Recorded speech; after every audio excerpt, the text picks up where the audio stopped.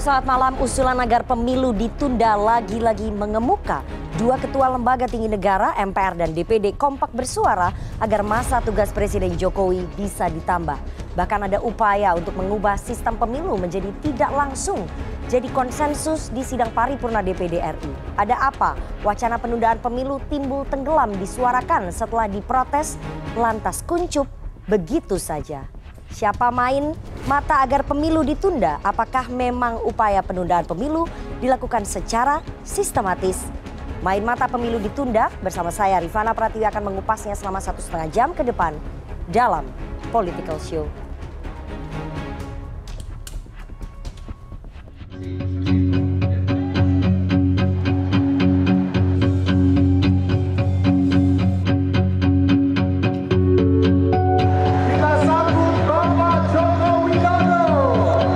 Wacana perpanjangan masa jabatan Presiden Joko Widodo lagi-lagi mengemuka. Ketua MPR Bambang Susatyo mengungkapkan wacana itu dalam diskusi catatan akhir tahun pemerintahan Jokowi Ma'ruf yang diselenggarakan Poltreking Indonesia pada 9 Desember lalu. Bambang Susatyo melempar pertanyaan, apakah hasil survei tersebut berbanding lurus dengan keinginan masyarakat terkait perpanjangan masa jabatan Jokowi menjadi lebih dari 2 periode. Politikus Golkar yang biasa disapa Bamsud itu menilai kepemimpinan Jokowi memuaskan karena berhasil melewati masa krisis pandemi COVID-19. Kemudian Jokowi dianggap berhasil menghadapi krisis ekonomi yang menghantam banyak negara. Sementara ekonomi Indonesia masih tumbuh sekitar 5%. Artinya, kata Bamsud, Jokowi memiliki sense of crisis yang sangat tinggi dibandingkan pemimpin negara lain. Belakangan, Bamsud mengklarifikasi soal wacana perpanjangan masa jabatan yang ia lempar. Dia mengaku hanya membuka diskursus publik. Menurut Bamsud, perpanjangan masa jabatan presiden lewat amandemen Undang-Undang Dasar 1945 bukan perkara mudah. Syarat pentingnya harus didukung sepertiga anggota MPR yang terdiri dari 711 anggota DPR dari 9 fraksi dan 136 anggota DPD, serta harus mencapai quorum yaitu 2/3 anggota MPR. Meski tidak mudah, namun usulan melakukan amandemen konstitusi bak disambut DPD RI. Dalam sidang paripurna ke-6 masa sidang 2 tahun 2022-2023, 9 Desember lalu, DPD RI menyatakan siap mengawal amandemen mengembalikan Undang-Undang Dasar 1945 ke naskah asli. Itu artinya, usulan DPD untuk kembali ke naskah asli Undang-Undang Dasar 1945 berimplikasi mengubah sistem pemilihan langsung kembali menjadi sistem pemilihan presiden tidak langsung melalui MPR seperti yang terjadi pada Orde Baru. Pimpinan sidang paripurna DPD RI Sultan bin Najamuddin menegaskan DPD akan menginisiasi konsensus politik bersama eksekutif, legislatif, yudikatif, TNI, dan Polri. DPD sekaligus menyusun naskah akademis untuk amandemen konstitusi. DPD juga menggandeng Universitas Indonesia dalam rangka memperkuat fungsi lembaga DPD. Untuk kembali ke naskah asli Undang-Undang Dasar 1945, Ketua DPD RI Lanyala Mataliti mengusulkan Presiden mengeluarkan dekret sambil melakukan adendum dalam amandemen konstitusi. Lanyala juga mengusulkan pemilu 2024 agar dibatalkan. Saya punya konsep sebagai seorang negarawan, ya. Saya punya konsep saya itu kembali Presiden mengeluarkan dekret, setelah itu diadendum, sambil diadendum ini, ya, Presiden bersama DPR, bersama DPD, silakan dia meneruskan perjuangan kenegaraannya sebagai seorang pemerintahan yang sudah terpilih. Kalau kita mau kembali pada Undang-Undang Dasar 45, yang pertama, kita harus bisa melaksanakan, membatalkan pemilu tahun 2024. Dengan caranya bagaimana, saya nggak tahu. Terserah sama orang yang mau kembalikan Undang-Undang 45. Apakah usulan dari pimpinan tinggi dua lembaga negara MPR dan DPD untuk menunda pemilu itu akan terrealisasi dan mengembalikan era gelap demokrasi? Tim Liputan CNN Indonesia.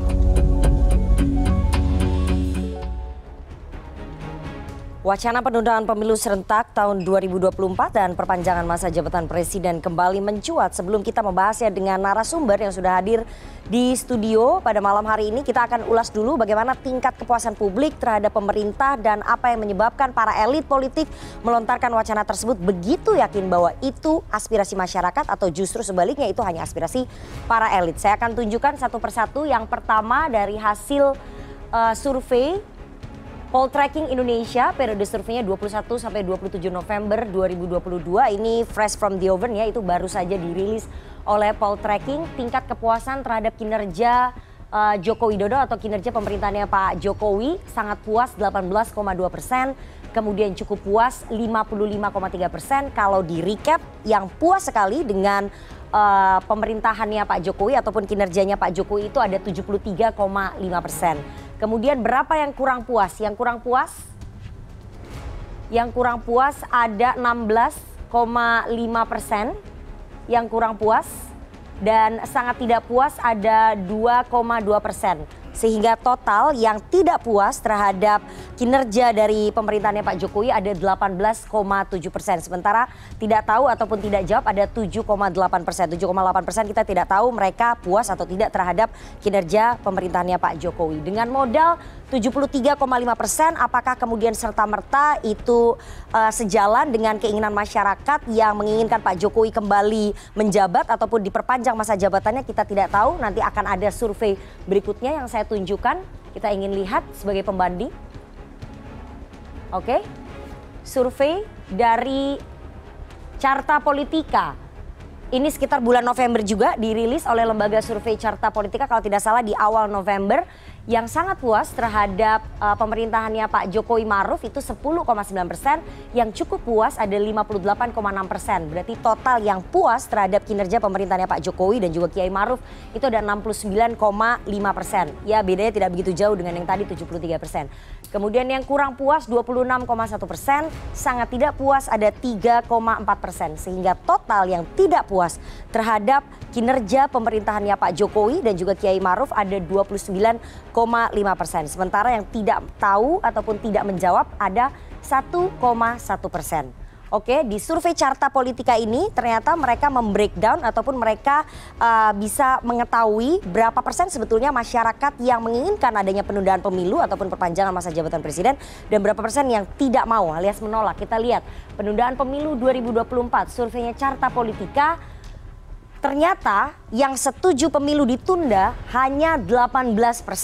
Kemudian yang tidak setuju pemilu ditunda 76,33%. Sementara tidak tahu atau tidak jawab 5,7%. Periode surveinya 4 sampai 12 November. Dari sini kita bisa lihat bahwa ternyata mayoritas 76,33% masyarakat tidak ingin Pak Jokowi memperpanjang masa jabatannya, tidak ingin pemilu ditunda. Oke? Selanjutnya kita lihat. Ya, kita lihat bahwa kita tahu bersama bahwa Undang-Undang Dasar 1945 itu adalah fondasi dari konstitusi kita dan wacana ataupun usulan untuk menunda pemilu, kemudian memperpanjang masa jabatan presiden. Salah satu kuncinya adalah mengamandemen Undang-Undang Dasar 1945. Di sini disebutkan bahwa bab 16 tentang perubahan UUD pasal 37 Undang-Undang Dasar 1945 ayat 1 disebutkan dilakukan melalui sidang MPR diajukan oleh sekurang-kurangnya sepertiga dari jumlah anggota MPR. Jadi anggota MPR yang ingin mengajukan sidang istimewa ini sekurang-kurangnya harus sepertiga dari jumlah total anggota MPR. Jumlah total anggota MPR itu adalah DPD dan juga DPR. Kemudian ayat 3, untuk mengubah pasal-pasal melalui sidang MPR dihadiri oleh sekurang-kurangnya 2/3 dari jumlah anggota MPR. Setelah sepertiga berhasil mengajukan sidang istimewa, ternyata tidak mudah begitu saja.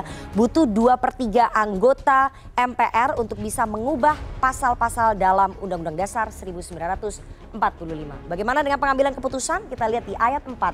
Putusan untuk mengubah pasal-pasal dilakukan dengan persetujuan sekurang-kurangnya 50% ditambah 1 anggota dari seluruh anggota MPR. Jadi untuk pengambilan keputusan butuh 50% tambah 1. Jadi dari totalnya anggota MPR itu sekitar, kita lihat berikutnya berapa jumlah anggota MPR. Di sini sudah ada komposisinya. Kita lihat bersama komposisi anggota MPR RI.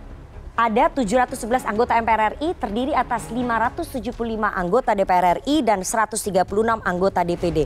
Jadi dari 711 butuh sepertiga untuk mengajukan sidang paripurna, butuh 2/3 anggota MPR RI untuk mengubah pasal-pasalnya dan butuh 50% plus 1 untuk bisa memutuskan bahwa amandemen konstitusi Undang-Undang Dasar 1945 harus dilakukan. Apakah memang semudah itu atau memang gerakan politiknya masih terus membara karena isu penundaan pemilu, kemudian perpanjangan masa jabatan ini timbul tenggelam seperti bisul, siapa yang punya kepentingan, siapa yang main mata.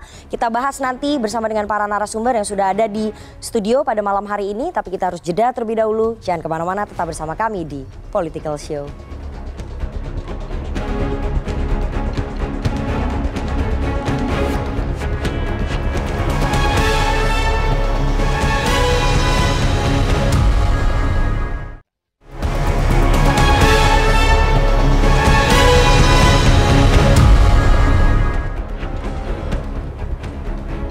Terima kasih Anda masih menyaksikan Political Show. Wacana penundaan pemilu serentak 2024 dan perpanjangan masa jabatan presiden kembali muncul di publik. Tak tanggung-tanggung, 2 ketua lembaga tinggi negara yakni Ketua DPD Lanyala Mataliti dan Ketua MPR Bambang Susatyo blak-blakan melontarkan usulan penundaan pemilu 2024. Mengapa wacana penundaan pemilu dan perpanjangan masa jabatan presiden tak pernah padam? Siapa main mata agar pemilu ditunda? Malam ini kita akan membahasnya dengan narasumber yang sudah hadir di studio. Saya perkenalkan satu-satu dari yang paling ujung, penggagas Jokowi Prabowo 2024. Muhammad Kodari, tepuk tangan dong buat penggagasnya. Waduh, masih sama sikapnya ya, belum berubah ya, Mas Kodari ya? Konsisten. Masih konsisten. Oke, perjuangan baru dimulai karena dapat angin dari Wakil Ketua DPD Sultan Ajamuddin. Saya malah Selamat malam. merasa dapat kemajuan. Oke. Selamat malam Pak Sultan, Wakil Ketua DPD. Terima kasih sudah hadir. Oke. Ada juga pakar hukum tata negara dari Universitas Andalas, Daferi Amsari. Selamat malam, Uda Ferry. Malam. Dan Wasekjen Partai Demokrat Jansen Sitindaun. Selamat malam Bang Jansen. Selamat malam Nana. Ini Demokrat paling kencang ini CNN menolak. Oke. Demokrat paling kencang menolak dan bergabung juga melalui sambungan Zoom Direktur Eksekutif Poltreking Indonesia Mas Hanta Yuda. Selamat malam Mas Hanta. Selamat malam Nana. Oke, terima kasih sudah bergabung dan sebagai bentuk dari partisipasi publik, kita ingin mengajak teman-teman mahasiswa ataupun teman-teman milenial untuk bisa bergabung pada malam hari ini dan setiap episodenya Political Show. Apakah sudah bergabung teman-teman mahasiswa dari Universitas Andalas Padang? Ini semua berarti mahasiswanya Uda Ferry. Ini katanya kayaknya begitu. Lihat flyernya. Enggak fair ini. Oke, begitu lihat flyernya langsung Uda Ferry mengerahkan pasukannya. Terima kasih. Selamat malam teman-teman mahasiswa. Itu kayaknya di kos-kosan ya, ada yang digantung kayaknya jaketnya di belakang. Selamat malam teman-teman mahasiswa, nanti bisa mengkritisi, bisa bertanya, bisa menyatakan pendapat. Silahkan, kalian punya suara di sini dan juga di pemilu 2024. Oke, saya langsung saja mau ke DPD dulu karena DPD yang melontarkan wacana ini kayaknya ya Pak Sultan. Pak Sultan, ini Ketua DPD Pak Lanyala Mataliti pada November 2022 itu di acara Munas IPMI melontarkan usulan bahwa sebaiknya pemilu 2024 ditunda saja, kemudian masa jabatannya Presiden Jokowi diperpanjang saja karena 2 tahun kemarin Presiden Jokowi tidak bisa fokus, tidak bisa banyak berbuat karena COVID-19 atau pandemi COVID-19 dan Pak Lanyala juga secara eksplisit mendorong Presiden mengeluarkan dekret begitu. Ini keputusannya Pak Lanyala atau ini sudah menjadi keputusannya DPD? Ya baik, ya selamat malam Mbak Revina dan teman-teman. Ini ada senior Bang Kodari, ada senior juga Bang Jansen, namanya Uda Ferry dan teman-teman. Ya, saya juga kaget sebenarnya kan judulnya ini kan judulnya main mata gitu ya. Main mata ya pemilu ditunda. Wah, ini ngeri-ngeri sedap ini. Padahal kemarin kita tahunya idenya apa namanya kemarin tuh topiknya mengkaji ulang apa namanya demokrasi lah begitu. Oke, konstitusi. Tapi oke nggak apa-apa karena memang topiknya mengkaji ulang. Kemarin itu mengkaji ulang atau kembali ke Undang-Undang Dasar 45. Dan dengan CNN sebelumnya maksudnya. Ya. Dan implikasinya tapi kan. Baik. Teman-teman, di DPD itu ada 136 anggota yang ekuivalen sebenarnya yang sama dengan 136 praksi. Kalau di DPR. So, semua punya hak suara dan semua punya hak untuk bicara. Apalagi pimpinan, ketua. Tapi memang ada mekanisme internal dalam mengambil keputusan. Jadi terkait dengan yang tadi disampaikan bahwa ada statement yang memang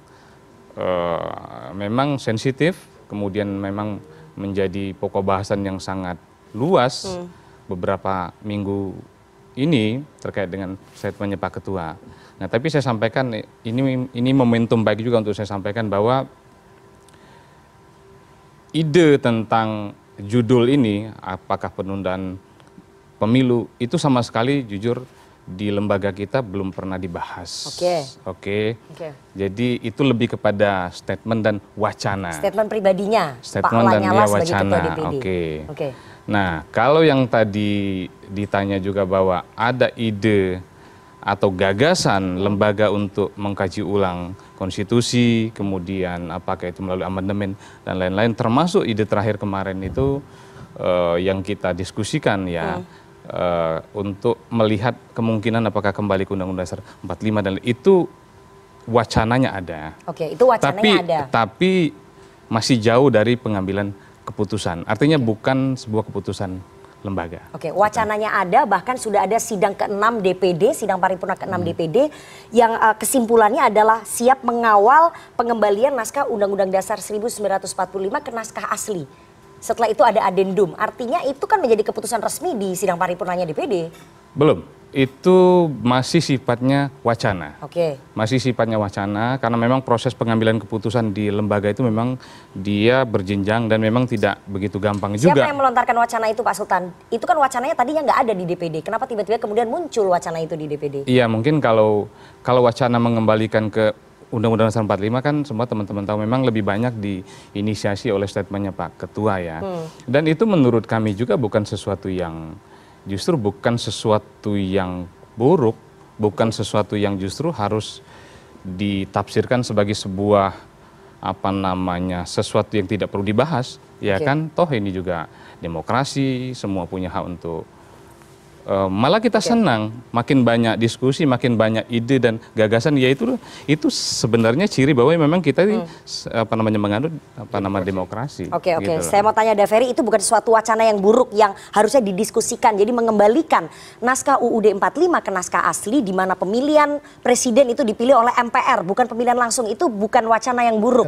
Itu bagaimana melihatnya? Ya, pertama tentu saja bukan soal boleh tidak boleh ya. Tapi soal patut atau tidak patut.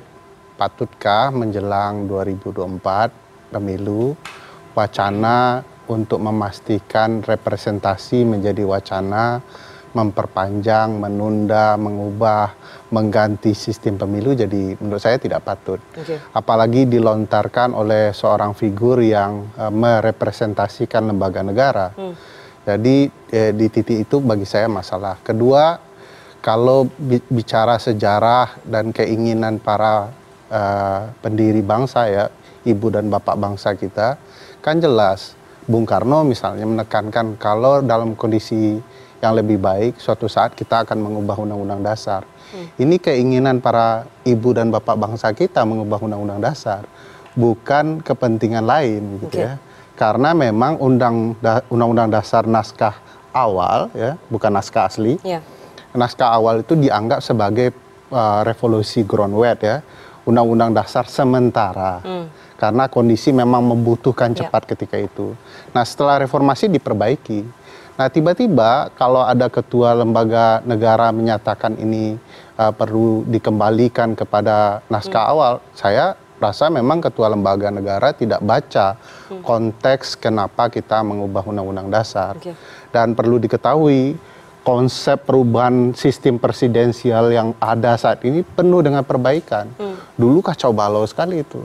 Nah, salah satu titik sentral perbaikan itu adalah bicara soal masa jabatan dan periode term and tenure-nya masa jabatan presiden.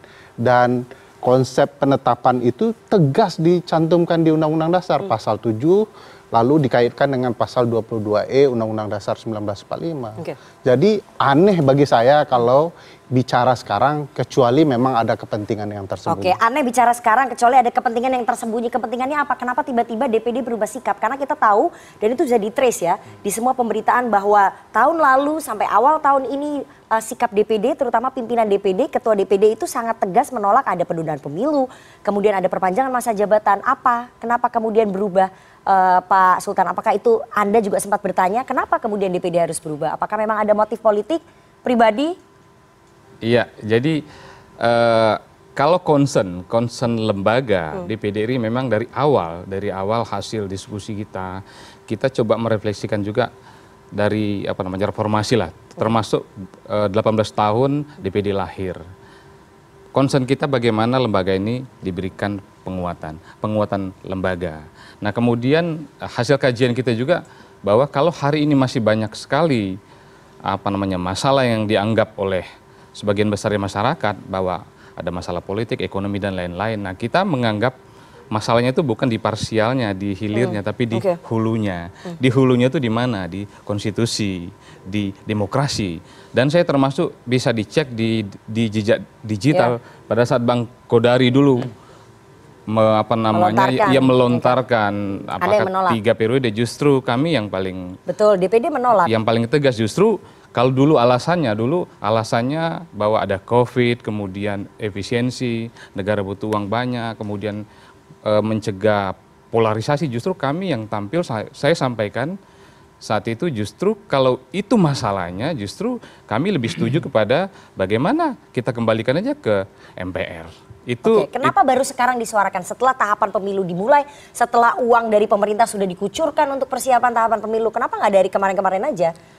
Kalau memang DPD memikirkan itu ya. Kalau dari jejak digital, saya pastikan bahwa dari 1,5 tahun yang lalu, dari 2 tahun yang lalu juga justru concern kami di situ.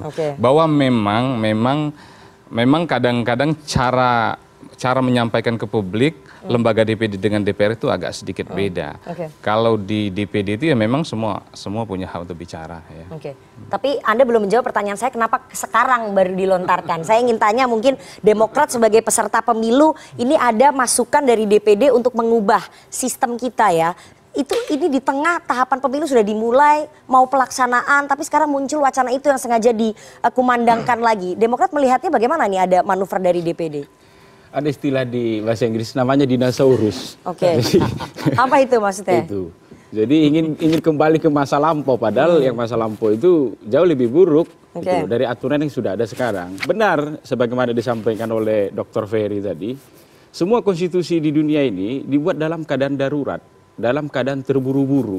Besok negara mau merdeka, kan harus ada tuh undang-undang dasarnya begitu. Sama seperti orang mendirikan perusahaan, sehingga kemudian pendengar CNN di luar sana bisa memahaminya lebih terang begitu. Orang besok ingin dirikan perusahaan, harus buat ADRT.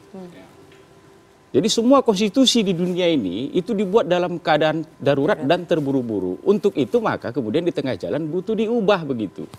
Konstitusi kita yang sekarang ini misalnya ya, memasukkan begitu banyak pasal soal perlindungan HAM. Mau kembali lagi ke konstitusi kita tahun 45 yang tipis itu. Belum lagi soal misalnya itu tadi pembatasan masa jabatan presiden, siklus pemilu 5 tahunan, 20 tahun ini sudah terbukti bagus kok. Itu siklus pemilu kita yang berjalan 5 tahunan ini, masa kemudian karena kepentingan ingin memperpanjang masa jabatan presiden 1-2 tahun, konstitusi mau kita obrak-abrik? Itu makanya siapapun kemudian yang mendorong soal penundaan pemilu ini, ya tolong pendengar CNN catat namanya. Itulah bukti komitmen mereka terhadap demokrasi kita. Itu. Hukum besok mereka di pemilu. Karena cara hukumnya ini di pemilu juga. Ini komitmen mereka terhadap demokrasi kita. Kalau dikasih mereka ini jabatan yang lebih besar lagi, bahaya. Itu. Jadi konstitusi ini hukum tertinggi begitu. Inilah pegangan kita bersama. Termasuk dalam politik, termasuk dalam bernegara begitu. Jadi jangan kemudian kita habiskan energi kita berputar-putar terus untuk hawa nafsu memperpanjang kekuasaan ini. Saya mungkin 2 tahun ini puluhan kali tampil di TV membahas soal ini. Jadi kita udah lelah begitu ya? Itu makanya, menghabiskan energi. Itu makanya saya pribadi cukup senang. Kami Partai Demokrat cukup senang begitu. Dalam diskusi saya ya, kira-kira beberapa bulan lalu dengan teman-teman PDIP di televisi juga saya katakan, kami Partai Demokrat ya sudah menunjukkan komitmen kami pada demokrasi, pemilu reguler ini tadi ya selama 10 tahun. Ini sekarang tanggung jawab teman-teman PDIP lah ini. Karena apapun Pak Jokowi ini ya adalah bagian dari karir PDIP dan partai pemenang di pemilu kita kemarin adalah teman-teman PDIP. Namun syukur, tadi sebelum berangkat saya ke sini teman-teman PDIP masih konsisten. Itu makanya 2 hari lalu saya nge-tweet begitu, saya sampaikan, karena kebetulan waktu pembukaan tahapan pemilu pertama kali di KPU yang hitung hari mundur itu, yang buka kan Mbak Puan. Mbak Puan selaku Ketua DPR sekaligus karir PDIP ketika itu mengatakan 2024 kita pemilu begitu, tidak ada penundaan pemilu. Jadi komitmen ini kita hargai, kita hormati. Jadi DPD boleh ngomong, MPR sudah ngomong, ya syukur alhamdulillah Ibu Puan tetap konsisten. DPR begitu, berarti yang sikapnya harus dijaga begitu ya, karena MPR dan DPD dua lembaga negara udah goyang gitu. Demi 1-2 tahun perpanjangan masa jabatan begitu. Jadi menurut saya pihak yang mengusulkan ini pihak yang tidak bertanggung jawab begitulah dia. Ini kita sudah masuk tahapan pemilu kok. Saya kebetulan DPD ini kan beda dengan partai politik. Kalau kami sudah masuk dalam tahapan nih. Seperti saya selaku ketua DPC kemarin ngumpulkan 1/1000 KTA di kabupaten di mana saya jadi ketua DPC sudah diverifikasi, sudah jalan semua nih. Itu tiba-tiba kemudian muncul kita tunda aja pemilu ini, macam-macam alasannya. Masa karena kepuasan publik? Itu makanya Demokrat. Nanti kita bahas nih soal kepuasan publik, linear nggak ini? Oke, silakan. Salah satu pertanyaan Mbak Rifana kan adalah kenapa pemilihan langsung mau berubah ke MPR ya? Jawaban sederhananya karena ada yang merasa tidak mungkin menang kalau pemilihan langsung. Jadi ada yang insecure. Iya. Oke, itu pihak-pihaknya kenapa suaranya harus lewat DPD ini? Nah, karena yang paling banyak yang paling mudah digoyang atau gimana? Salah satunya ya DPD kan punya keinginan politik juga untuk memperkuat dirinya. Saya termasuk sebagian dari teman-teman HTN yang mensupport DPD untuk diperkuat.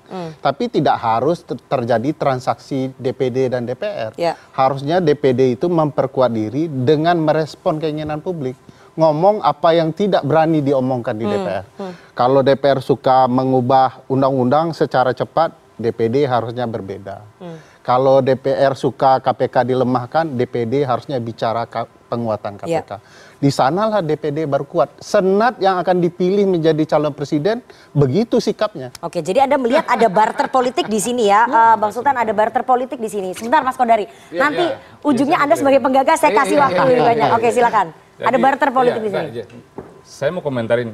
Tadi Bang Jansen sampaikan, iya betul memang kita sudah memasuki tahapan, dan dari awal kami pun sebenarnya kan sama posisinya, tapi saya mau mengingatkan kembali bahwa banyak sekali hal-hal bernegara yang terkait dengan konstitusi dan demokrasi yang kami masalahkan sekian tahun ini. Banyak contohnya, dari mulai presidensial threshold, parliamentary threshold, kemudian pemilu yang akan dilaksanakan 2024 itu dengan undang-undang lama. Bayangkan kita sudah mencoba melakukan bagaimana undang-undang ini direvisi. Bahkan kita challenge ke MK, tapi kalah. Bagaimana? Justru concern kita di situ.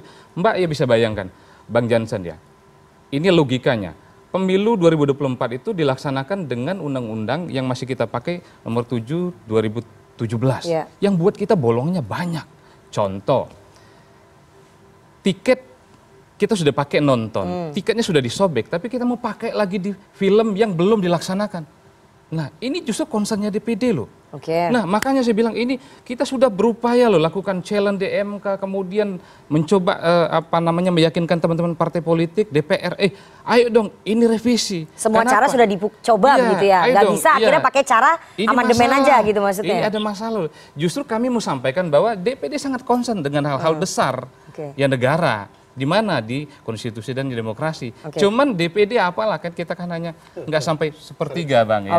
Tapi jadi dari 711. Jadi ini yang mengemuka ini kan soal penundaan pemilu, bukan soal tema-tema yang tadi Pak Sultan sampaikan begitulah dia. Ini kan soal penundaan pemilu ini. Ini yang kemudian hari ini menggema di ruang publik kita. Itu. Soal kemudian kembali ke Undang-Undang Dasar 45 begitu. Pada pasal-pasal apa? Kan begitu dia. Itu makanya saya katakan di awal tadi, semua konstitusi di planet bumi ini dibuat dalam keadaan darurat. Tidak mungkin ada isinya yang ideal. Itu makanya pasca negara itu merdeka, mereka ubahlah agar mampu kemudian mengakomodir perkembangan hukum, sosial, masyarakat ketika itu. Kan begitu dia. Jadi yang kedua begini, kalau kita ingin mengubah undang-undang dasar, karena di pasal 37 itu kan dibolehkan, mari kita ubah, tetapi jangan memberikan benefit langsung kepada pengubahnya. Jadi berlaku periode berikutnya. Sehingga tidak ada kelihatan kepentingan. Ini nanti golnya Mas Kodari nggak berhasil ini. Ini mau diubah, tinggal hitungan hari. Di KPU kalau kita lewat Jalan Ponegoro, udah ada hitung mundurnya. Tanggal hitung mundur sudah ada. Undang-undang dasar mau kita ubah lagi. Ini kita dengarkan pernyataan resminya Pak Lanyala supaya kita nggak multitafsir ya. Sebenarnya apa sih yang ingin beliau sampaikan? Nanti saya ingin tanya ke Mas Kodari setelah ini.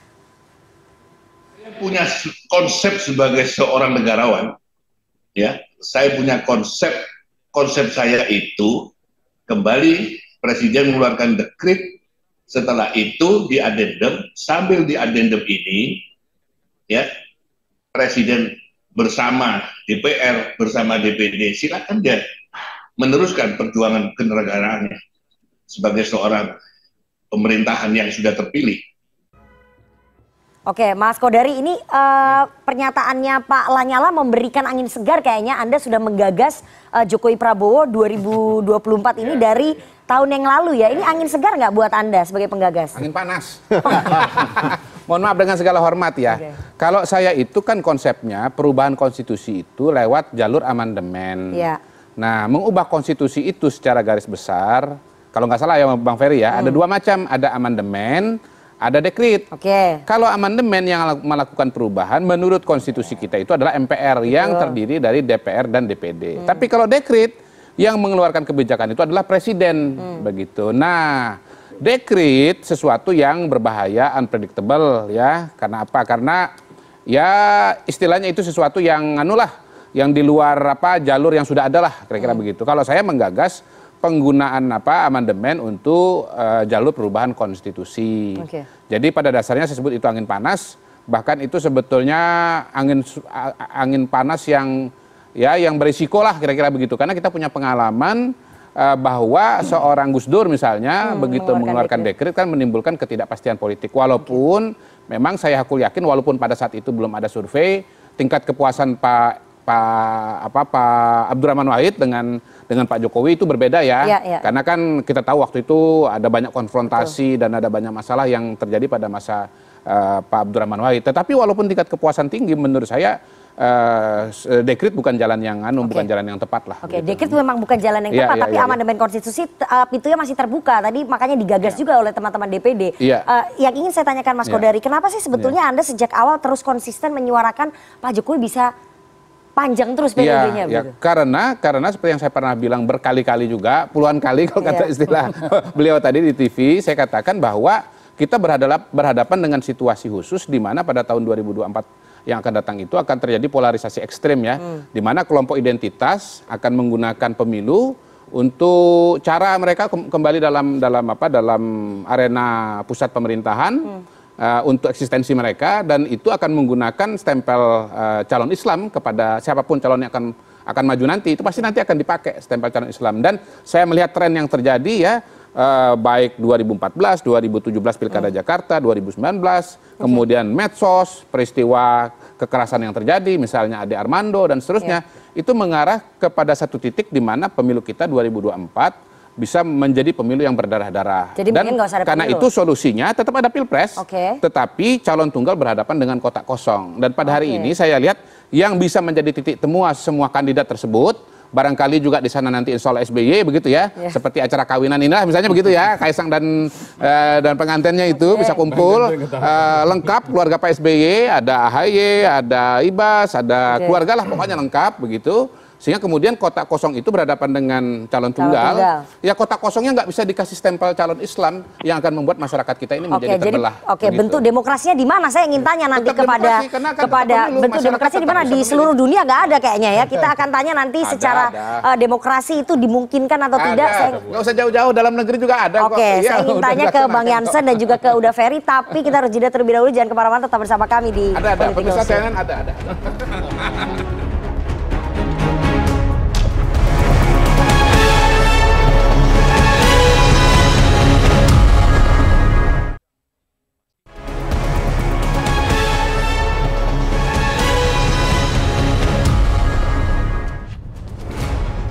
Terima kasih Anda masih menyaksikan Political Show dan kita akan lanjutkan perbincangan kita dengan para narasumber. Sebelum saya membahas soal apa bentuk demokrasinya kalau misalnya calon tunggal Pak Jokowi Prabowo melawan kotak kosong. Nanti mungkin bisa dijawab sama Uda Ferry dan juga Bang Jansen. Tapi saya ingin tanya dulu, apakah memang masyarakat kemudian menginginkan Pak Jokowi diperpanjang masa jabatannya ataupun penundaan pemilu itu terjadi?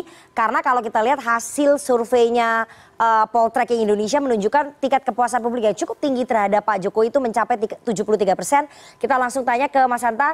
Mas Hanta, ini ada korelasinya tidak sih sebetulnya antara tingkat kepuasan publik dengan keinginan publik Pak Jokowi diperpanjang masa kepemimpinannya?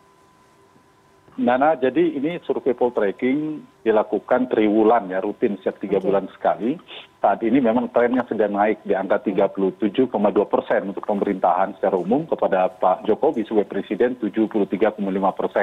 Tapi sebelumnya 3 bulan yang lalu juga tidak begitu tinggi di angka 66,2%. 3 bulan sebelumnya bahkan pernah di 59,6%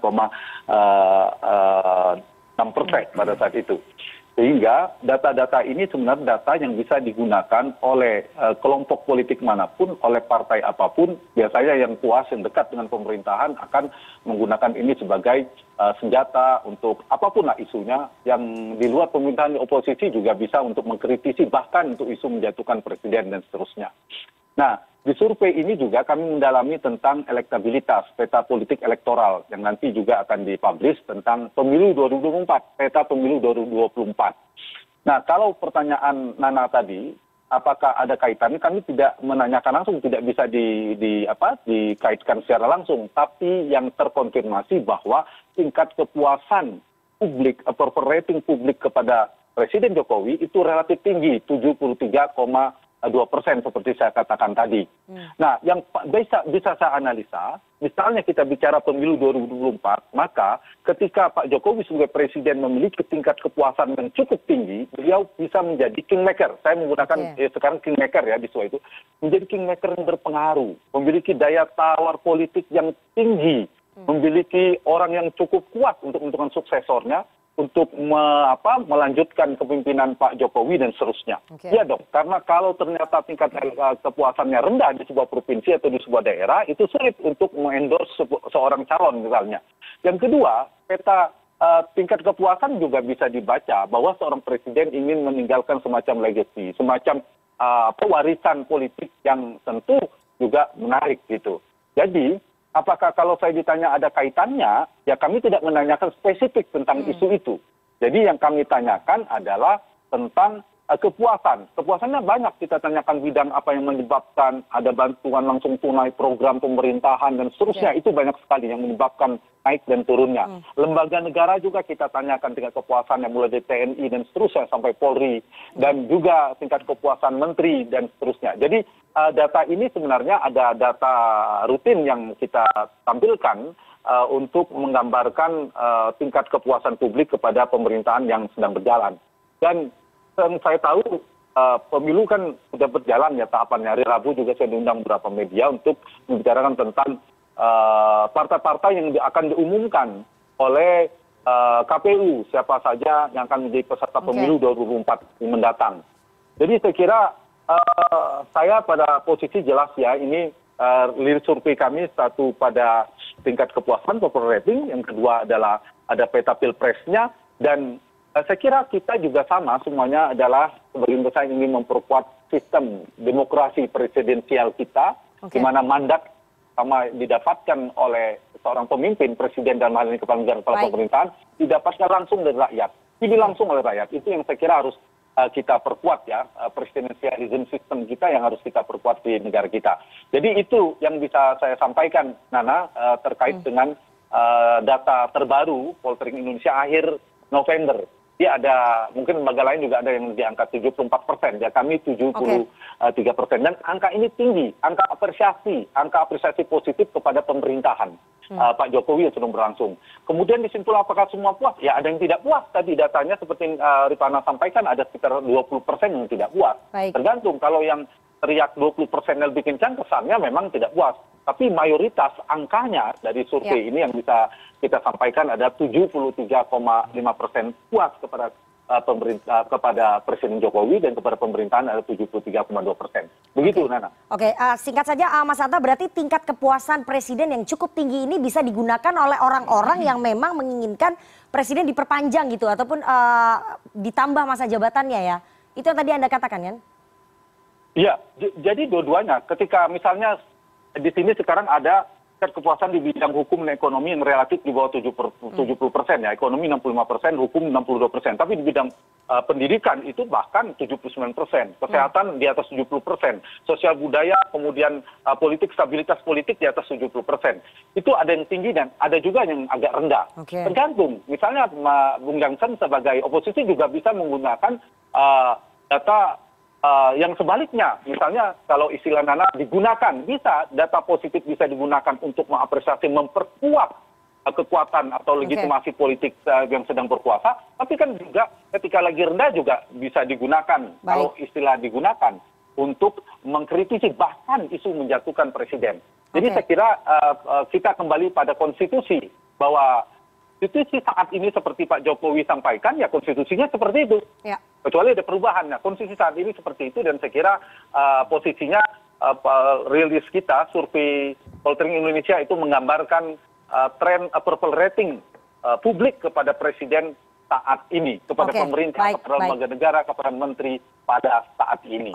Dan 2 hari lagi sudah diumumkan peserta pemilunya, yaitu peserta pemilu 2024, partai-partainya dan seterusnya. Ya, soal ide, soal berdemokrasi, semua pun saya kira silakan untuk menyampaikan pandangan dan pendapatnya. Begitu, Nana. Oke, terima kasih sekali. Saya janji ya sama Nana sampai Direktur Eksekutif Poltreking Indonesia, Mas Hanta Yuda. Silakan mengejar kereta. Terima kasih sekali. Ya, Bang Kodari, terima kasih. Pak Sultan, ya, saya langsung. Dan Bang Jansen. Oke, terima kasih Mas Hanta. Terima kasih. Saya mau langsung lagi kembali tadi. Saya singgung sedikit apa yang disampaikan oleh Mas Hanta, bahwa ada pihak-pihak yang menggunakan tingkat kepuasan publik terhadap Presiden Jokowi ini sangat tinggi untuk bisa memperpanjang. Jadi menjadikan itu alasan, oh karena Presiden itu tingkat kepuasannya tinggi, makanya dijadikan alasan untuk memperpanjang masa jabatan. Untuk ya sudah, mendingan Pak Jokowi aja. Anda melihatnya kayak gitu juga nggak Pak Jansen? Itu makanya karena nilai-nilai kami berbeda ya soal ini, sakit menurut saya politisi yang minta pemilu ditunda tuh. Apalagi pakai alasan soal kepuasan publik. Ini kan soal alasan yang berulang aja. Yang lalu Pak LBP Big Data, Bahlil investasi, Pak Julhas, Pak Erlangga dan lain itu karena permintaan publik, masuk lagi soal perang Ukraina. Kalau kata mamak kita dulu di kampung, yang paling gampang di dunia ini cari alasan katanya. Itu. Jadi tunggu dulu. Kita ini negara G20 loh, tahun 2008 di bawah Pak SBY kita masuk, itu loh, ke G20 KTT tingkat presidensi gitu. Malu kita, negara G20 gitu nunda pemilu. Dengan alasan yang aneh-aneh, Brazil negara G20, kemarin baru pemilu. Bolsonaro kalah melawan Lula. Perancis baru pemilu, Macron menang lawan Le Pen. Atau Jerman, itu, Olaf Scholz menang, baru pemilu. Kalau Cina tidak cocok lah karena tidak demokrasi. Namun itu saja pun mereka melakukan dalam tanda kutip pemilu di internal PKC. Masa jabatannya Xi Jinping habis, mereka melakukan pemilu internal mengganti begitu. Itu makanya sekali lagi tertib konstitusi itu akan menciptakan tertib politik. Jadi ngomong jangan sembarangan. Seperti kita nggak punya konstitusi aja di Indonesia. Nanti orang ngomong gini, Nana. Itu sudah itu majukan aja pemilu. PLT itu presiden wakil presiden. Orang kemudian ngomong, kan gak ada aturannya. Sama dengan ini gak ada aturan. Mari kita buat aturannya katanya. Hancur. Itu tatanan berdemokrasi kita jadi hancur. Jadi jangan ngomong sembarangan. Masa mau nunda pemilu karena soal kepuasan begitu, ini kan cari-cari aja ini, cari-cari saja. Itu tadi yang disampaikan oleh Bang Kodari, alasan juga nggak bahwa ada polarisasi, jadi lebih baik kemudian Pak Jokowi sama Pak Prabowo lawan kotak kosong aja. Bahkan saya kemarin ngomong begini, bahkan jika pun kemudian pertumbuhan ekonomi di masa Pak Jokowi ini buatlah di atas Pak SBY, 10% buat. Orang miskin tidak ada lagi di Indonesia ini. 100% Indonesia puas, itu saja bukan jalan menunda pemilu atau memperpanjang masa jabatan beliau. Konstitusi kita ini sudah mengatur 2 periode. Sudah itulah yang paling ideal untuk bangsa ini. 20 tahun ini membuktikan siklus pergantian kekuasaan kita itu adem tenang. Termasuk Pak Jokowi ini hasil siklus itu. Termasuk politisi yang meminta ditunda ini hasil pemilu reguler itu. Itu makanya kami bersyukur Ibu Mega, teman-teman PDIP sebagai partai pemenang pemilu tetap konsisten. Pemilu reguler ini terus kita jalankan. Bang Daveri silakan ditanggapi. Ya, pertama kalau berbasis konstitusi ada aturan main. Kalau berbasis strategi politik apa yang diomongin Bang Kodari bisa macam-macam tuh. Mau ketua DPD, ketua MPR dan lain-lain. Ya strategi politik bolehlah digagas gitu ya. Tapi pagarnya harus tetap konstitusi. Nah di konstitusi terang benerang pembatasan itu. Bahkan tidak boleh penundaan pemilu. Negara-negara dalam studi pemilu saat perang pun ada pemilu. Perang Gulf, Vietnam gitu ya. Lalu kemudian Amerika, UK. Ketika perang mereka buat pemilu. Jangankan soal ekonomi turun, sedang kacau, terjadi polarisasi, tetap pemilu begitu ya. Nah, harus diingat tidak ada korelasi ya tingkat kepuasan terhadap presiden 2 periode dengan perpanjangan dalam sistem presidensial. Jadi makin aneh kalau kemudian dipaksakan cerita ini. Jadi jangan kemudian lihat ya pola kita boleh merubah konstitusi ketika sedang berjalan politik tidak bagus. Dan harus diingat saya mau luruskan, pola perubahan konstitusi itu hanya 2. Satu secara formil, contohnya di pasal 37. Kedua secara informal. Informal ini tidak ada di konstitusi, ini penyimpangan. Ada karena some primary forces ya, ada kekuasaan mutlak, dekret misalnya, itu menyimpang. Dan setelah reformasi tidak ada lagi cerita dekret. Tapi usulannya Bang Kodari tadi masuk di akal nggak? Bisa nggak dalam sistem demokrasi kita? Dalam strategi politik boleh digagas. Dalam konsep konstitusional dilarang kemudian digunakan. Makanya tadi Bang Kodari mengusulkan ada amandemen ya. Menurut saya istilah melarang itu kontradiksi interminis. Karena apa? Karena konstitusi sendiri membolehkan perubahan itu dan pasalnya juga jelas. Jadi menurut saya pada hari ini dengan menyatakan hal seperti itu, Bang Ferry sedang dirinya mengataskan konstitusi begitu, dan itu justru menurut saya berbahaya sekali. Begini, saya mau koreksi ya, apapun yang dikatakan oleh Pak Lanyala, apapun yang disampaikan oleh Pak Bamsud, beliau-beliau ini berada dalam institusi yang memang diberikan wewenang untuk melakukan perubahan konstitusi itu, gitu loh. Semua pembicaraan menurut saya, nih tolong dengarkan juga pemirsa, ini saya gayanya Bang Jansen nih, ngomong kepada kamera ini ya. Semua pembicaraan itu harus dikembalikan kepada aturan yang ada. Dan siapa yang berbicara, begitu loh. Jadi mereka berhak berbicara begitu? Berhak dong ngomong, lebih dari berhak untuk menyampaikan apa yang mereka sampaikan. Bayangkan ya pernyataan semacam ini disampaikan oleh Amin Rais misalnya. Atau anggota DPD RI atau MPR RI pada tahun 98, 99. Ketika mereka sedang menyiapkan perubahan konstitusi. Apakah semua orang setuju dengan rencana perubahan yang akan mereka lakukan? Tidak. Bahkan sampai hari ini pun banyak yang masih nggak setuju. Pak Tri Sutrisno, ya teman-teman Purnawirawan TNI semuanya nggak setuju dengan perubahan yang terjadi gitu. Jadi selama pendapat apapun itu bisa terjadi dan tidak boleh. Ada satu pendapat yang mengatakan tidak boleh melakukan perubahan konstitusi. Anda justru sedang mengadakan konstitusi.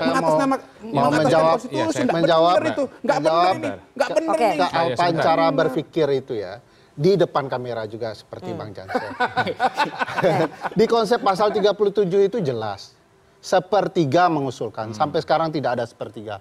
Apa dasarnya ketua lembaga sebagai perwakilan kelembagaan bicara itu? Coba jawab. Loh ya ini kan formil. Makanya saya mau katakan kalau mau bicara perubahan 136 orang mengusulkan lalu ujuk-ujuk 136 mana ada, semuanya kan dimulai dari gagasan, dimulai dari ini salah juga 237 mengusul. Lepasan omong ini. Makanya tidak boleh salah-salah nih. Bicara konstitusi ini. Sepertiga anggota MPR itu juga nggak mungkin ujuk-ujuk ngomong, langsung mengusulkan. Pasti ada diskusi. Yang disampaikan Bang Sultan, kalau mau mengusulkan sebagai sebagai individu. Ya, boleh itu syaratnya dalam proses pengusulan. Tetapi sebagai ketua lembaga apa dasarnya? Kalau tidak melalui proses, Anda merepresentasikan lembaga atau kepentingan diri Anda sendiri. Nambahin sedikit ya. Karena aku politisi sebenarnya. Sebentar. Ini DPD yang mengusulkan nih. Satu menit ya. Oke. Menurut saya kesalahan Pak Lanyala tadi adalah tidak masuk ke cara berpikirnya Bang Kodari yang melalui amandemen di MPR, dia melalui dekret, ini yang salah. Tapi ini kan sudah ada konsensusnya di intra DPD. Bukan, yang disampaikan tadi melalui dekret. Dekret ini pos waktu menilainya. Bang, gini Bang. Itu mendorong Pak Jokowi itu. Berbahaya sekali itu. Itu political will. Di Peru, Pedro Castillo baru jatuh karena keluarkan dekret 3 hari lalu. Kudeta konstitusi dia. Tapi kalau tadi misalnya Pak Lanyala ngomong, karena dia kan ketua DPD, punyalah 1 kursi minimum dirinya di MPR begitu. Silahkan mungkin, ini dekret. Menunda pemilu lagi. Itu antara menjerumuskan atau menyarankan ya? Itu. Oke, silakan. Mbak, ini yang benar-benar menjerumuskan. Ini pandangan kami ya. Mungkin teman-teman pasti juga akan sepakat bahwa konstitusi kan Bang Ferry kan hidup terus kan. Saya nggak tahu kalau ada pandangan-pandangan seperti mengubah konstitusi itu tabu sekali gitu loh. Itu yang saya lihat tadi dari Bang Jansen, Bang. Jadi kalau ada ide dari DPD bahwa coba lihat ini gini lah. Contohnya, apa sih yang paling pointer pada saat kita dulu melakukan reformasi? Karena jabatan yang absolut, yang tidak dibatasi dan itu sudah. Tapi coba bayangkan, Mbak, saya ini fakta ya. Fakta karena reformasi yang tidak pernah kita tinjau ulang. Hari ini menurut pandangan DPD, demokrasi kita tuh high cost politik. Demokrasi kita tuh berbiaya mahal sekali dan faktanya telah menumbuh suburkan korupsi. Itu fakta loh. Sebentar Bang ya. Sebentar. Saya kasih kesempatan dulu. Saya bicara fakta ya. Itu bicara fakta. Jadi kalau ada situasi terkini yang mencoba mengingatkan ini loh, sudah sekian puluh tahun kita berada pada reformasi. Ada fakta-fakta yang terjadi seperti ini. Kemudian ada kelompok-kelompok yang tadi, kelompok pensiunan, TNI Polri yang tiap hari kadang-kadang diskusi sama kita. Mereka melihat bahwa, loh ini Undang-Undang Dasar 45 yang diubah ini sebenarnya kan sudah jauh betul. Ini sudah hilang roh Pancasilanya itu loh. Nah itu mencoba melalui DPD mereka mengusulkan baru-baru ini Bang. Jadi usulannya baru-baru ini aja. Bang Jansen, Bang Ferry, baru-baru ini kita diskusi dengan One Team Press malah. Pak Wakil Ketua, apa usul mereka itu menunda pemilu? Yang kita diskusikan ini soal amandemen undang-undang mau nunda pemilu. Kalau ini kita lawan itu dia. Tapi kalau misalnya DPD minta kewenangan DPD ditambah amandemen lah masih masuk di akal. Ini mau nunda pemilu, kan ini tema diskusi kita. Karena kan kotak Pandoranya kalau dibuka semuanya bisa memasukkan apa saja begini di situ, Bang. Tidak, kalau dibaca pasal 37 imperatif terang dan jelas dikatakan per tema tuh, per pasal yang mana mau diubah. Jadi ada konsensus yang usulkan kesepakatan minimum 50+1. Baru masuk buat naskah akademisnya. Mana bisa tanggung renteng mau kami ubah 27 pasal begitu. Nggak bisa. Tapi ini lembaga politik Bang, apapun bisa terjadi. Aturannya di pasal 37 sudah begitu. Jadi yang mau dirubah DPD apa sih? Kalau kita concern awalnya, dulu ada rekomendasi MPR. MPR awalnya, MPR itu salah satu bunyi rekomendasinya menghidupkan kembali PPHN. Nah pada part ini, pada bagian ini DPD memandang bangsa sebesar ini kalau tidak punya roadmap, nggak punya kompas, setuju. Tapi tentu di dalamnya juga kita minta dong DPD yang sudah dilahirkan sebagai anak reformasi, yang anggota keterpilihannya itu legitimasinya begitu kuat, tapi tidak sebanding dengan fungsi dan kewenangannya. Kita minta di situ ya. Jadi penguatan DPD dan PPHN itu barter politiknya. Jadi di situ kita gitu. Saya mau menjelaskan ini, mungkin Pak Sultan lupa, Bang Kodari lupa ya, bahwa dulu kita ini termasuk yang mendorong penguatan DPD melalui amandemen konstitusi, termasuk Bang Kodari itu. Nah yang terjadi sebenarnya adalah secara matematika politik mustahil DPD secara perubahan konstitusi akan dibantu DPR. Mana ada orang mau sharing power. Makanya kita gagas tuh politik legislasi baru DPD supaya DPD kuat di arah yang lain. Nah kalau mau bicara sejarah, perubahan kelima itu sudah digagas oleh Komisi Konstitusi. TAP MPR nomor 4 itu. ya, yang mengatakan perubahan yang cukup bagus setelah perubahan nomor 5. Tapi nggak berani dibahas nih. Karena ini perubahan yang sangat baik untuk perubahan konstitusi kita agar politik ketatanegaraan kita lebih baik. Yang mereka lakukan saat ini, para politisi ini adalah menggagas kepentingan masing-masing untuk perubahan. Bang Kodari gagas untuk bicara soal 3 periode, yang Pak Ketua DPD kalau bisa dia sebagai calon yang dimajukan DPD. Semua bicara kepentingan politik. Ya, masing-masing. Kalau mau fair, bahas saja perubahan kelima itu diwajibkan untuk dibahas ketika itu, kemudian dinyatakan sah atau tidak sah. Kalau mau bicara fair dan kepentingan publik. Sampai hari ini kan semua bicara kepentingan masing-masing. Termasuk juga kepentingan-kepentingan yang berkaitan dan bertentangan dengan konstitusi. Mbak, boleh nggak saya? Sebentar, Mbak. Ini penting.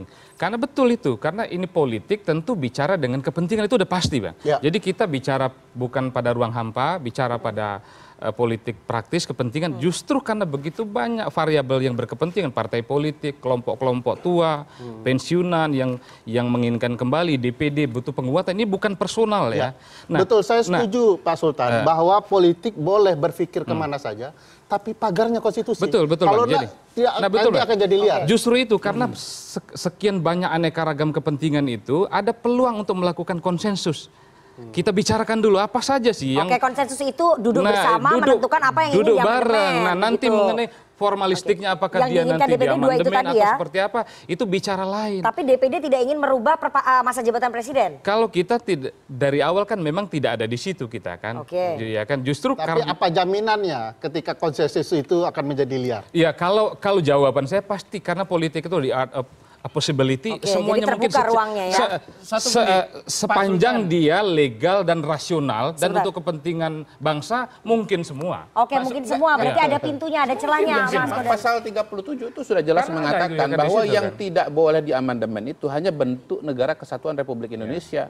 Berarti semuanya Pancasila boleh dirubah berarti, Bang. Pancasila berubah menyesuaikan dengan pemikiran yang berkembang pada saat itu. Jangan lupa bahwa konstitusi itu adalah cermin dari situasi dan kondisi pada hari ini. Kita kan ingin menjadi lebih baik sebagai satu negara. Oke, saya nggak masuk kepada argumentasi misalnya, nggak kesini ya. Saya pokoknya tetap patokannya adalah soal polarisasi. Tetapi misalnya mengenai masa jabatan presiden, apakah memang 2 tahun ya dua kali ya 5 tahun itu cukup bagi seorang presiden Republik Indonesia? Sementara kepala desa sudah 3 periode, masing-masing periode 6 tahun. Unit terkecil dalam pemerintahan kita dikasih kesempatan untuk 18 tahun melakukan perubahan.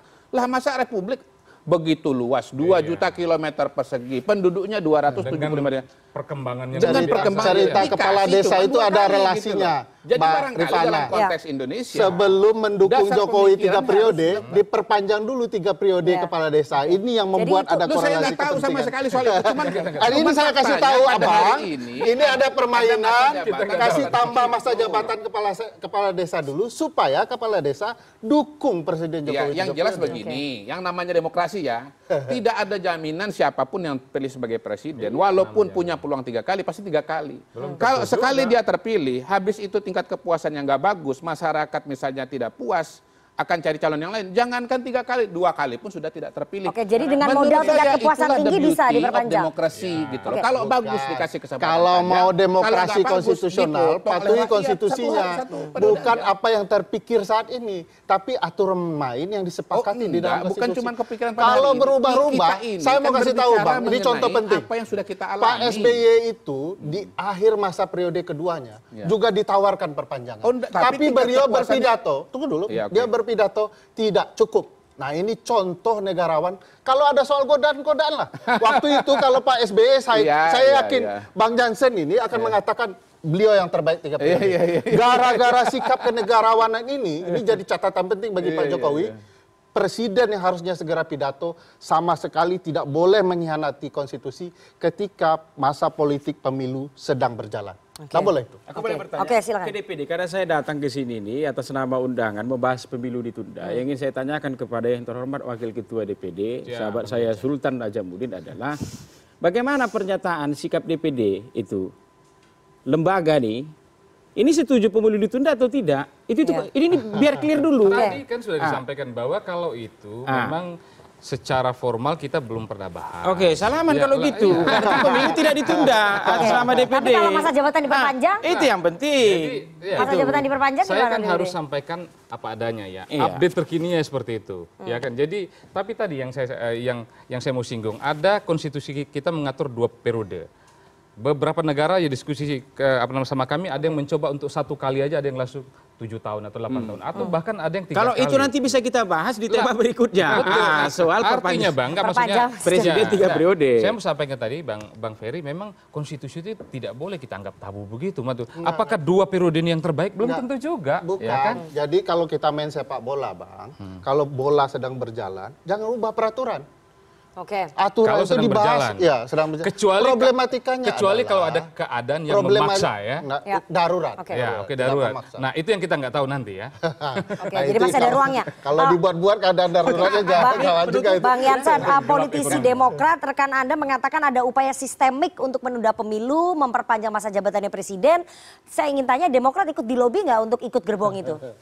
Jika pun di lobi begitu pasti kami tolak. Tapi ada lobinya Karena ya? salah satu nilai-nilai SBisme yang kemudian diturunkan menjadi pegangan seluruh kader Partai Demokrat Indonesia ini adalah soal pemilu reguler dan pembatasan masa jabatan presiden. Begitu. Yang kedua, kami ingin menyampaikan begini kepada yang terhormat Pak Jokowi begitu. Siapapun yang sangat agresif hari ini di depan begitu, mendorong soal pemilu ditunda ini, masa jabatan Bapak diperpanjang, jangan-jangan mereka itu juga nanti yang paling awal begitu. Balik badan, lompat pagar, meninggalkan Bapak. Oke, tapi saya ingin tanya Demokrat di lobi jadi nggak? tetap aja konsisten. Oke, Bang Jansen, Anda nggak jawab pertanyaan saya nih. Masa jabatan presiden tetap kita batasi 2 periode, sebagaimana semangat reformasi kita. Oke, Itu jadi dia. Demokrat di lobi nggak? Mana? Karena kan pasti banyak tuh fraksi-fraksi yang Di lobi pun DPD kami di lobi. tolak. Di lobi pun kami tolak. Oke, Karena itu jadi ada lobi bertentangan ya? nilai-nilai SBisme. Oke. Kami 10 tahun sudah berhasil membuktikan Ya. segala macam godaan kekuasaan itu ya berhasil lulus kami lalui begitu. Baik, Jadi, baik. Oke. jangan kita rusak kemudian karena ingin memperpanjang 1-2 tahun masa jabatan presiden, kemudian konstitusi kita Dirubah. ubah-ubah Oke. begitu. Oke. Tertib konstitusi Kita akan akan menciptakan tertib politik. Oke, kita akan tanya sama mahasiswa, tapi kita harus jeda terlebih dahulu. Jangan kemana-mana, tetap bersama kami di Political Show.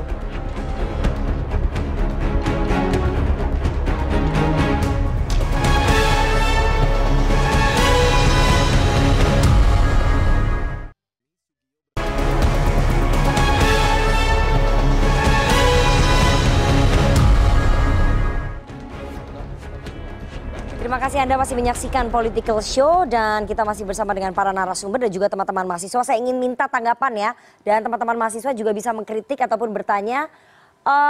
Sudah ada teman-teman dari Badan Eksekutif Mahasiswa Universitas Andalas. Oke, silahkan. Mendukung juga boleh deh, jangan mengkritik terus deh. Oke. Singkat, padat, namanya siapa? Terima. Oke, perkenalkan nama saya Yodramus PRD, Presiden Mahasiswa Universitas Andalas. Oke. Silahkan. Oke, silakan. Pertama, sangat menarik ya tema pada kesempatan kali ini. Tapi yang kami tekankan sebagai dari BMKM UNAN, yang pertama adalah kedaulatan kita itu bukan berdasarkan hasil survei, tapi kedaulatan kita itu adalah kedaulatan dari rakyat untuk rakyat dan oleh rakyat. Nah, itu yang harus kita tekankan. Dan juga Indonesia itu adalah negara hukum, bukan negara survei. Jadi setiap perkataan dari politisi tersebut harus didasarkan atas hukum yang berlaku pada hari ini, bukan atas dasar survei yang ada gitu. Dan juga perkataan dari seorang tokoh publik sebagai Ketua DPD RI yang mengatakan karena 2 tahun Jokowi hanya mengurusi COVID, jadi harus ditambah masa jabatannya, maka itu sangat tidak relevan untuk sekedar alasan untuk menambah perpanjangan masa periode. Jikalau 2 tahun saja tidak maksimal, maka seharusnya diganti, bukan untuk diperpanjang masa jabatannya. Kemudian yang ketiga, yang kami lihat dari segi mahasiswa adalah ini adalah pengalihan isu terhadap pengesahan RKUHP baru-baru ini. Setelah RKUHP disahkan, tiba-tiba ada isu dari perpanjangan masa presiden 3 periode. Oke, Kemudian juga poinnya? menanggapi dari Bapak. Poinnya gini, dari kami sangat menolak dengan hal tersebut, dan juga ada pernyataan yang saya sangat komentari tadi bahwasanya memang 276 juta jiwa masyarakat Indonesia pada hari ini itu masih banyak bibit-bibit pemimpin. Tidak hanya satu tokoh gitu. Jadi Pak Ahmad Kodari tadi sangat keliru dari hal-hal lainnya. Jadi kalau kita lihat itu ribuan mahasiswa turun ke jalan 11 April untuk menolak perpanjangan masa presiden 3 periode. Itu menunjukkan bahwasanya dari masyarakat Indonesia menolak presiden 3 periode. Nah, itu jangan sampai ada lagi wacana-wacana seperti ini gitu. Jangan sampai mahasiswa turun ke jalan lagi beribu-ribuan, malahan itu akan merugikan juga dari Indonesia itu sendiri. Terima kasih. Oke, satu lagi. Satu lagi. Udah ada yang pakai itu background tolak tunda pemilu. Silakan, singkat padat. Putri, silakan. Oke, kedengaran Mbak? Silakan. Oke, sangat menarik ya bahasannya tentang main mata tunda pemilu. Tadi banyak sekali gitu bahasan-bahasan yang pada akhirnya kami dapatkan ternyata di penundaan pemilu ini sepertinya ada rencana besar yang sudah disiapkan gitu. Kalau ada di catatan saya itu terkesan ada upaya untuk menutupi sebuah dosa besar dari orang-orang yang punya kepentingan di sini. Dan juga tadi juga dibahas soal survei ini. Ini negara kita apakah menjadi sebuah negara survei untuk memilih pemimpinnya gitu.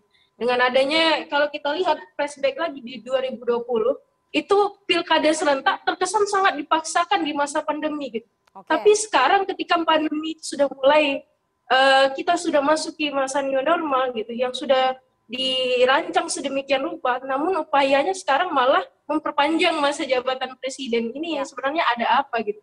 Ini apakah untuk kepentingan rakyat atau ada kepentingan segelintir orang dengan masa jabatan itu? Terima kasih. Itu dikembalikan. Terima kasih Putri. Langsung saja Bang Kodari, dari 276 juta rakyat Indonesia, kenapa harus hanya satu orang yang kemudian jabatannya diperpanjang, yaitu Pak Jokowi? Terus ini ada skenario yang memang dirancang, bagaimana? Pertama saya kalau boleh minta topik yang sama minggu depan, tapi mahasiswanya dari Universitas Cendana NTT. Oke, silakan. Itu pertama. Yang kedua, saya tidak mendukung penundaan pemilu. Itu keliru besar itu. Saya mengusulkan masa jabatan presiden 3 periode. Boleh 3 periode. Kan, tidak, sangat berbeda. Kalau diperpanjang itu nggak ada pemilu. Saya kasih bawah ya.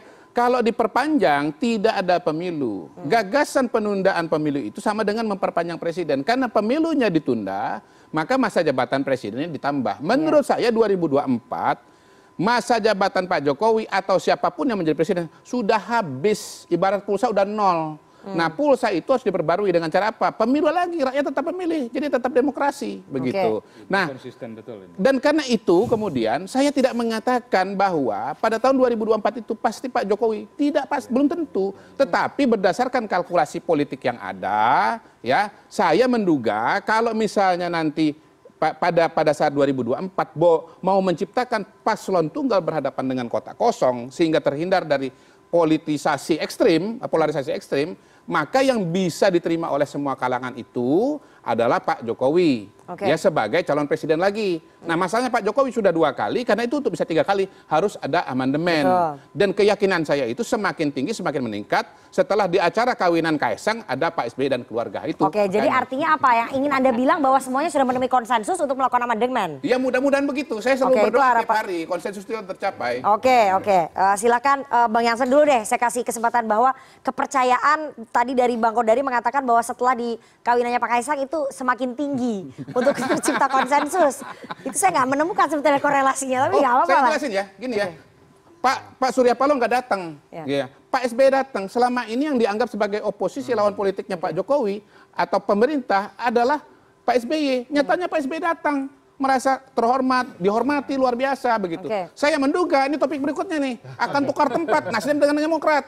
Demokrat masuk ke dalam, ya mungkin Bang Jansen ya jadi Menteri Menpora atau apa, AHY jadi Menteri, Demokrat keluar. Tapi lawan politiknya Pak Jokowi juga hadir kemarin itu, yang dianggap berseberangan dengan Pak Jokowi juga hadir dalam kawinan itu kan acara kawinan. Kita kan ngomong kata kuncinya SBY dan Surya Paloh. Surya Paloh nggak datang. Ya silakan ditanggapi, Bang Jansen. Enggak, kalau soal sikap Demokrat itu tadi ya. Jadi soal penundaan pemilu ini kami tolak, termasuk soal perpanjangan masa jabatan presiden menjadi 3, 4, 5 periode pun kami tolak begitu.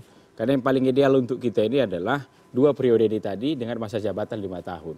Sehingga kemudian seseorang itu menjadi tahu kapan dia akan turun begitu. Jadi apalagi di tengah situasi misalnya konsep check and balances itu tidak berjalan ideal. Kata tata negara klasik ya, yang paling efektif itu adalah dengan membatasi masa jabatannya. Sehingga dia tidak sewenang-wenang. Walaupun DPR yang harusnya ngawasi aku sudah kutumpulkan, tapi karena masa jabatanku dibatasi, maka aku harus pelan-pelan ya turun nanti di tahun ke-10, kebijakan itu harus clear kan begitu dia. Jadi ini yang paling ideal begitu. Jadi yang kedua itu tadi, pemilu ini kan soal kontrak antara rakyat dengan yang dipilih gitu. Kontraknya itu kan 5 tahun. Itu makanya benar tadi kata teman-teman Unan tadi. Kenapa kok tidak misalnya provinsi yang habis jabatan kepala daerahnya diperpanjang aja. Anies kasih tambah 2 tahun itu loh. Karena baru pemilu serentak pilkada itu di 2024 misalnya. Kenapa kok harus dikasih PJ, PLT lain semua segala macam kan begitu dia. Jadi jadi mari teman-teman mahasiswa terus kita berisik biar ini nggak jadi. Karena ini terus hidup nih. Menurut Anda tiap 6 bulan sekali hidup. Daveri, menurut Anda gerakan menunda pemilu, memperpanjang masa jabatan presiden itu akan terus aktif, terus bergerak, tidak akan pernah padam sampai nanti di menjelang pemilu? Ya tentu begini ya, sepanjang ada sponsor pasti ada pergerakan. Gitu ya. Anda lihat sekarang ada sponsornya? Iya, apakah itu murni, tidak murni itu lain soal ya. Yang saya pikir paling penting dipahami oleh publik adalah bahwa tidak bisa jadi alat ukur konstitusional atau politik yang baik jika alat ukurnya adalah pertemuan di perkawinan. Kalau itu alat ukurnya agak jauh juga cerita konstitusionalitas kita. Yang perlu dipikirkan adalah memastikan konstitusi itu dihormati dan dijalankan. Bukan tidak boleh gagasan boleh, tetapi Bang Kodari sendiri paham betul kapan konstitusi itu diubah dan karena apa. Cerita the living constitution itu ada sebab akibatnya. Jadi konstitusi itu sendiri yang menyesuaikan dengan keadaan zaman.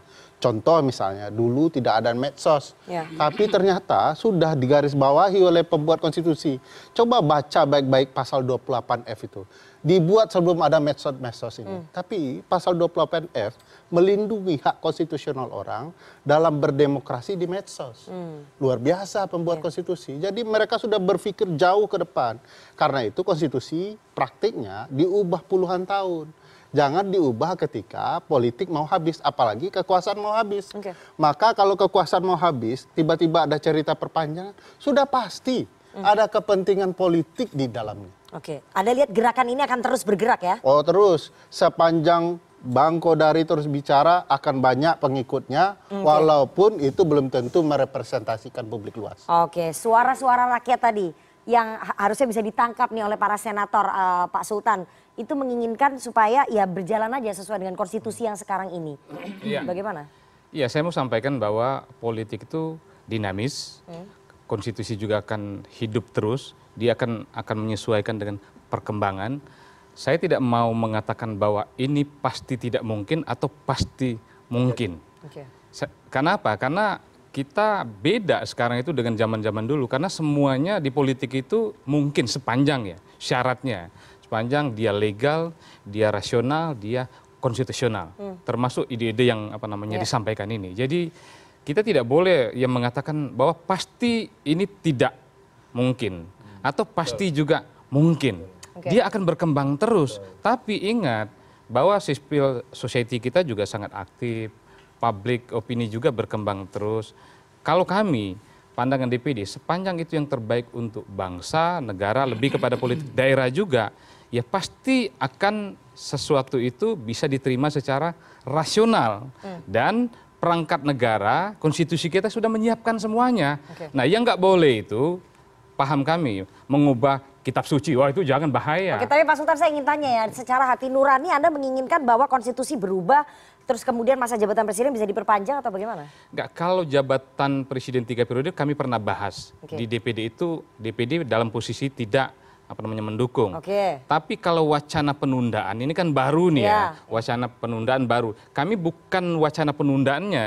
Nah itu saya mau sampaikan, ada statement dari Pak Ketua DPD. Saya juga mau mengklirkan bahwa ini mungkin gaya ya, style ya, gaya kemudian diksinya beliau. Tapi kalau orang yang tidak paham ditangkap seakan-akan oh udah pasti begitu, setuju. Nah yang kami tangkap, kalaupun kami di pimpinan, kami juga tangkap bahwa ini ada masalah banyak, ada aspirasi dari kelompok ini, kelompok ini.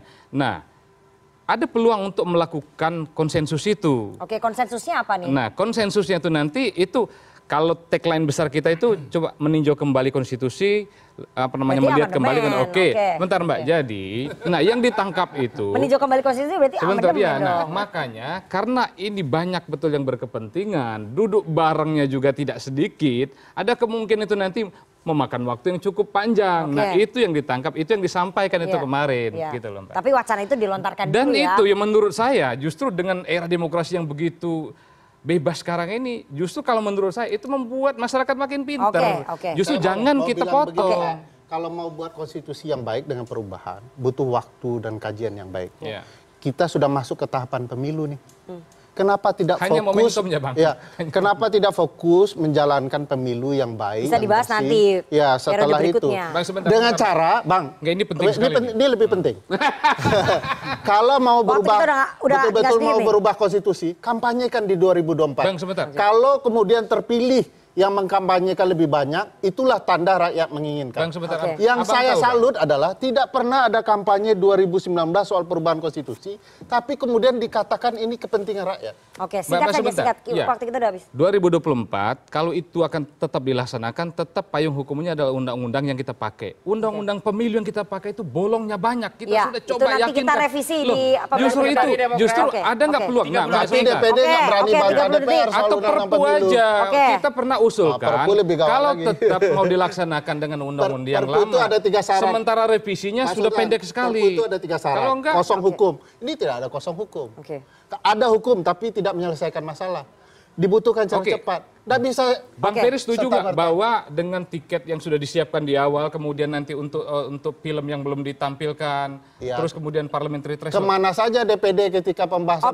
Oke, silakan Bang Jansen. Ini waktunya kita udah habis, nanti saya bikin episode berikutnya, silakan. 30 second. 30 detik saja. Betul kata Pak Najamuddin tadi, politik itu dinamis. Tetapi bagi Demokrat, nilai-nilai itu kekal. Jadi soal tunda pemilu ini jangan sampai terjadi, termasuk perpanjangan masa jabatan presiden. Kalau sikap kami Partai Demokrat, kami akan tolak begitu. Walaupun kemudian konstitusi itu bisa diamandemen sesuai dengan syarat di pasal 37. Ya, tapi Demokrat harus mempengaruhi partai-partai lain. Kalaupun diamandemen, sekali lagi, seperti saya sampaikan di awal tadi, jangan sampai benefitnya itu didapatkan oleh yang mengubah saat ini. Nanti ke depan. Sehingga kemudian memang murni. Sekian, terima kasih. Oke, Bang Kodari nggak usah ya?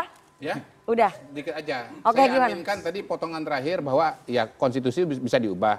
Yang kedua, politik dengan sepak bola tuh beda gitu. Karena kalau politik yang main sepak bola, dia yang bikin aturan main. Oke. Setelah ini kita akan minta tanggapan dari teman-teman komika melihat dinamika tadi. Mungkin mereka yang udah siap-siap mau milih di pemilu 2024 berpikir ulang ini pemilunya jadi atau enggak. Karena Pak Jokowi kemungkinan bisa diperpanjang kalau amandemen konstitusi dilakukan. Tapi kita harus jeda terlebih dahulu. Jangan kemana-mana, tetap bersama kami di Political Show.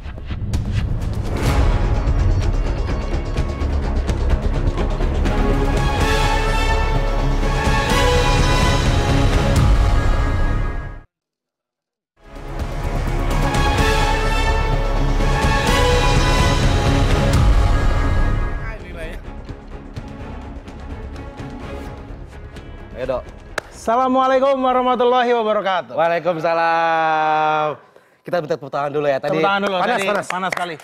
Perdebatannya luar biasa sekali. Langsung Bang. Langsung aja. Di kesempatan malam hari ini saya dan Aldo sangat setuju kalau misalnya Pak Jokowi diperpanjang SIM dan STNK-nya. Ya betul ya. Benar, memang SIM dan harus STNK-nya kan harus rutin Bang ya. Kalau nggak diperpanjang kan takut ditilang Pak Jokowi bahaya. Walaupun presiden kan bisa ditilang. Karena semuanya harus taat hukum. Taat hukum, kita setuju. Langsung ke temanya aja. Boleh. Tema hari ini adalah main mata pemilu ditunda. Boleh. Ini semua nih temanya nih, isunya mencuat kembali ketika Pak Bamsud itu ngomong pemilu bisa ditunda atau dipikirkan kembali karena alasan ekonomi. Nah ini yang kita pengen sampaikan ke Pak Bamsud dengan hormat. Jangan sampai karena alasan faktor ekonomi itu pemilu ditunda. Padahal yang sebenarnya dituju adalah kepentingan pribadi. Oh iya betul banget. Takutnya sebenarnya adalah ingin mempertahankan kekuasaan juga. Benar, karena demi mempertahankan alasan pribadi sampai mengorbankan nama Pak Jokowi. Iya, itu artinya, arti lain dari pemilu ditunda adalah saya takut tidak terpilih 2024. Itu. Takutnya seperti itu. Itu artinya begitu, itu artinya sebenarnya. Iya, dan kalau misalnya kita lihat tadi ada beberapa partai yang juga nggak setuju, Dok. Benar. Bang Jensen, wah tidak setuju pemilu ditunda. Nggak setuju. Kita berpikir, apa jangan-jangan dari Partai Demokrat tuh takut pemilu ditunda karena mereka udah siapin cetak baliho. Iya, iya. Udah ngomongin kaos-kaos, ya. Siap menang 2024. Benar. Kata vendor, aduh nggak bisa bang, di refund bang. Takutnya kalau misalnya nanti pemilu ditunda, Pak Jansen jadi jual-jualan kaos ini. Bingung lagi taruh di mana ini kaosnya banyak ribuan. Nanti Partai Demokrat postingannya adalah PO partai. Jadi PO kaos, benar. Betul. Tapi Bang balik lagi. Tapi gini maksudnya, ada lagi nih. Kok ini buat semuanya, siapapun para pejabat yang menyuruh pemilu ditunda. Kalian tuh enak ngomong pemilu ditunda. Kita nggak ngerti perasaannya Pak Jokowi. Benar. Emang kalian nggak berpikir Pak Jokowi itu bosan ketemu Pak Ma'ruf Amin tiap hari? Pengen ketemu Bu Iriana. Iya kan pengen ketemu Bu Iriana juga karena tiap hari. Ketemu Pak Jokowi kan ketemu Pak Ma'ruf pasti kerja. Iya kan kerja Jadi, pengen honeymoon lah Bu Iriana gitu. Takut juga satu frame sama Abang satu ini ya kan. Tapi Bang balik lagi banyak banget orang-orang yang mendesak. Mendesak perpanjangan jabatan, penundaan pemilu. Pak Jokowi udah bilang dia nggak mau. Tapi yang aku takutkan kan namanya sifat alami manusia. Betul. Nggak enakan. Betul. Didesak, takutnya ntar malah jadi mau gitu. Takutnya pasti ada yang datang gini, Pak Jokowi perpanjang ya jabatannya. Nggak mau. Pak Jokowi perpanjang jabatannya. Nggak mau. Pak Jokowi perpanjang dong. Ya udah yuk gas. Takutnya begitu. Ditekan mau jadinya takutnya karena gitu. Kan nggak enakan kan. Iya, betul. Betul, takutnya kan seperti itu dong. Betul. Ya. Takutnya seperti itu. Tapi kalau kita melihat timeline pemilu. Benar. Pemilu itu bulan Februari. Bulan Februari. Pelantikan itu pertengahan tahun 2024. Benar. Satu-satunya alasan yang paling make sense Pak Jokowi tiba-tiba mau diperpanjang adalah Pak Jokowi pengen berhenti jadi presiden, tunggu bonus akhir tahun. Oh nah, iya. Oh iya, kayak anak startup yang biasanya kalau bonus akhir tahun udah turun, surat resign dikirim. Iya betul. Biasanya begitu, nunggu aja. Betul. Mungkin Pak Jokowi mau mungkin. Bisa jadi, atau mungkin kayak yang di ini Bang. Atau yang aku penasaran, sebagai masyarakat ya Bang-abang yang ngerti politik. Kalau misalnya kita nih masyarakat biasa gitu, kita berhenti dari kerjaan kita. Yang kita lakukan adalah kita nyari pekerjaan baru. Iya. Apakah Pak Jokowi juga akan melakukan hal yang sama? Misalnya ntar di LinkedIn-nya Pak Jokowi. misalnya di LinkedIn-nya Pak Jokowi nanti dia pasang label gitu. Open to work. Misalnya juga begitu kan, di LinkedIn juga begitu. Tapi apapun itu kita pengen ngasih tahu bahwa jabatan dan kekuasaan itu adalah ambisi dari politisi. Betul. Tapi pesan kita pada malam hari ini jangan sampai atas nama kepentingan pribadi mengorbankan nama Pak Jokowi. Saya Gian. Nama saya Lu, terima kasih. Oke, terima kasih sekali teman-teman dari Komisi.co, Aldo dan juga Gian. Iya, kalian terus-terus aja kayak gini ya, karena RKUHP baru berlaku 3 tahun lagi. Kalian aman. Tapi ini tadi videonya bisa dihapus kan? Oke, bisa. Tapi udah banyak yang nonton. Hati-hati, 3 tahun lagi. Puas-puasin aja terus. Itu tadi suara hati, kegelisahan dari teman-teman muda begitu ya, dan pesan juga yang sangat mendalam kepada Bang Kodari dan juga kepada Pak Jokowi. Itu jangan sampai nanti mengganggu kepentingannya Pak Jokowi. Sekaligus tadi penampilan dari Gian dan juga Aldo Komisi.co sekaligus menutup dialog kita pada malam hari ini. Terima kasih sekali para narasumber yang sudah hadir. Ada penggagas Jokowi Prabowo 2024, Mas Kodari. Oke, tetap konsisten. Oke. Oke, Wakil Ketua DPD Sultan Ajamuddin. Terima kasih Pak Sultan. Ada pakar hukum tata negara Bang Ferry Amsari dan juga Wasekjen Partai Demokrat. Selalu konsisten. Jansen Sitindaun. Oke, nomor urutnya nggak berubah. Oke. Ya, dan saya Rifana Pratiwi pamit. Kita ketemu lagi Senin depan 20.30 waktu Indonesia Barat. Saya Rifana Pratiwi pamit. Selamat malam dan sampai jumpa.